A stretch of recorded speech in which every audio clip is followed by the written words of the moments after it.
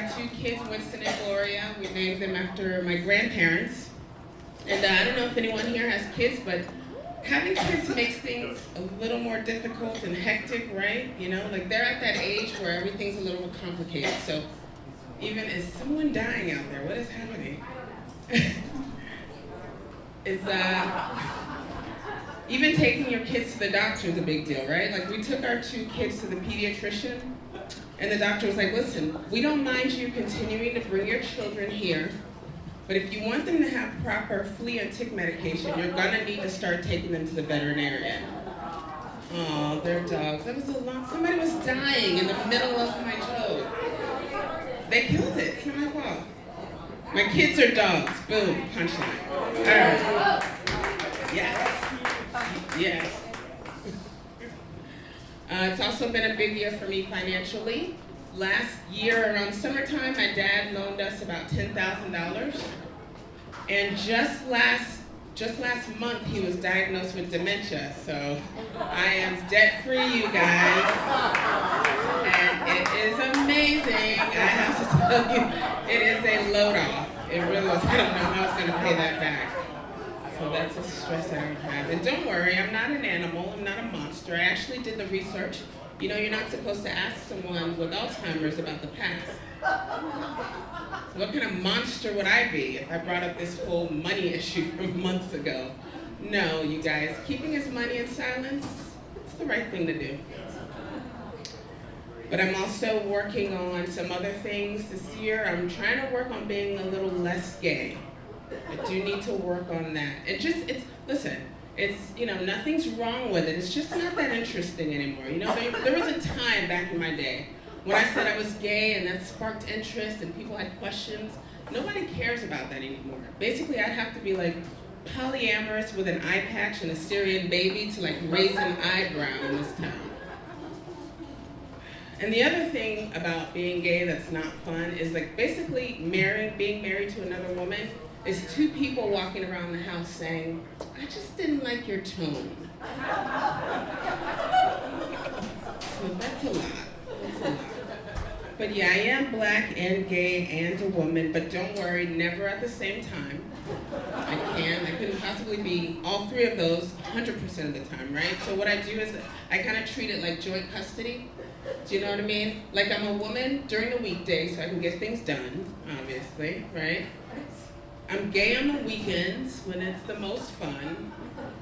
And I'm black at night only if there's no one around to call the police. I do have to be worried about that.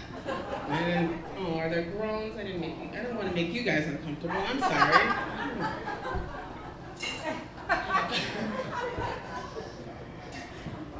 But yeah, I was telling you all the good things about this year. One thing that I'm not happy about is I have been working on my weight and I'm not successful with that. I know I'm getting older. I actually just turned 44 a couple weeks ago. Thank you. People with more manners typically say, no way, you don't look that old. It's fine. I'll give you time. It's fine. But it's true. I don't know if anyone here has heard of Black Don't Crack. Anyone heard of that? No? Never. All right. In the back, see, I didn't. Okay. I don't know what you said, but I'm sure it was delightful. That's right.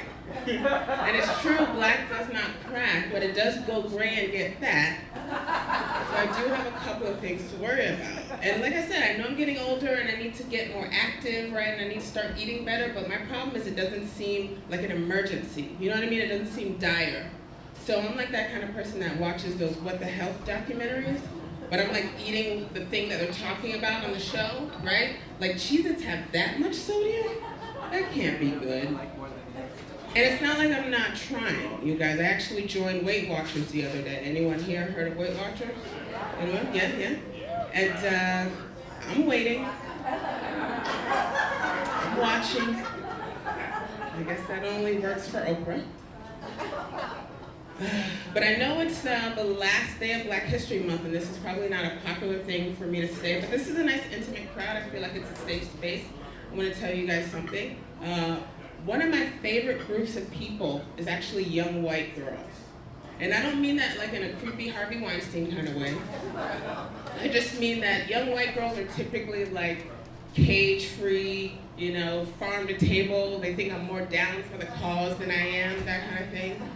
And they have this way of reframing issues so you have no choice but to feel good about yourself, right? So like, when I tell a white girl that I'm trying to lose weight, inevitably some girl named Callie is like, you know, Shana, weight is just a social construct designed by the man to oppress the people.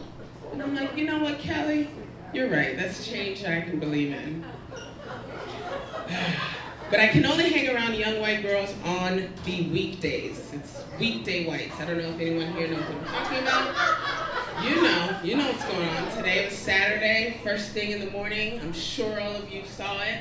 There was a Facebook post, 8 o'clock in the morning, a picture of the finish line of the marathon that Callie just ran, am I right? And it's always some run with a theme, like Save the Panda Run, or Let's Jump in the Mud and Get Struck by Lightning Run, or Glow in the Dark Run, right?